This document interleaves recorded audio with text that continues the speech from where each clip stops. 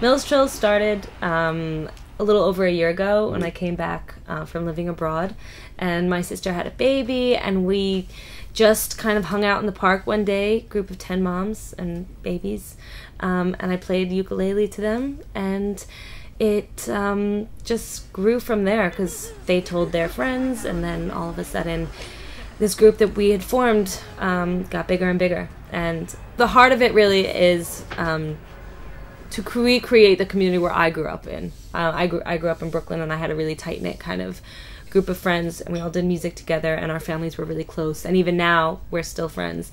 So I kind of wanted to bring that back home and provide a place for people to share and meet each other.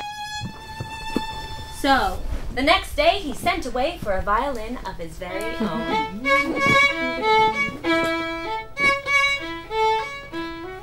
Every day Mole checked his mailbox.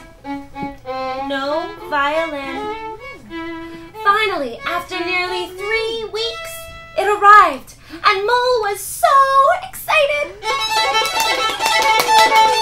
I left it all initially as like all donation based and drop in, because I know that parents' schedules, especially when babies are like 6 months old, they're always changing. There's a symbiotic relationship between musicians, local artists, local businesses, and families who are all giving something and contributing to something that they're essentially creating and they're perpetuating.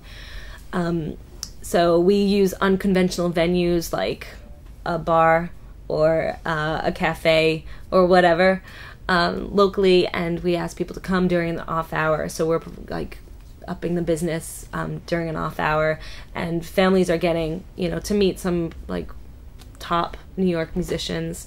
At every show we have a different musician come and introduce a new instrument, so that really adds a whole kind of unique element to the whole series, because they're getting to meet instruments up close and personal. It's as much for the parents as it is for the babies, so it kind of satiates the adult need for the arts in New York, and also a child in their early stages of sensory development who are listening to new sounds.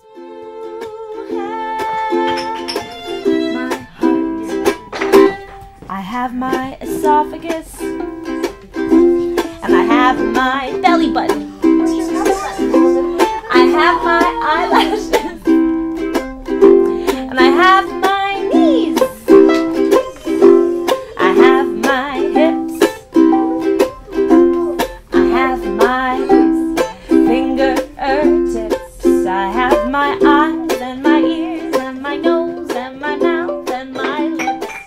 When they get older, and what I'm trying to do in the future is to incorporate early adolescents or teens or young adults to kind of be a mentor and to come in as guests and act as role models for these kids, so that they can get comfortable performing in front of other kids, in front of their peers, which I think is a huge skill. I mean, 1 out of every 3 people or something have stage fright. So I think that is where I want to take it as they get older.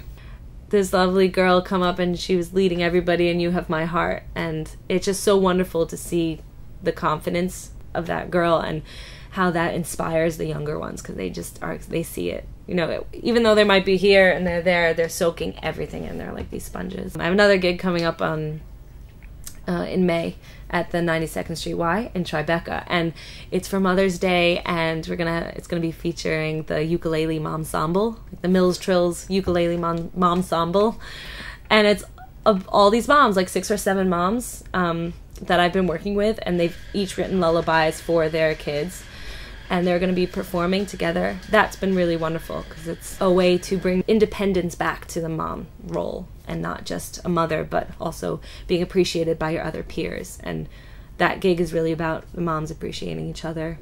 I really want to make sure that Trills maintains the community, the real feel, like this, the real factor, whatever that is. The essence of going into the community and bringing people together. I have my esophagus, and I have my belly button.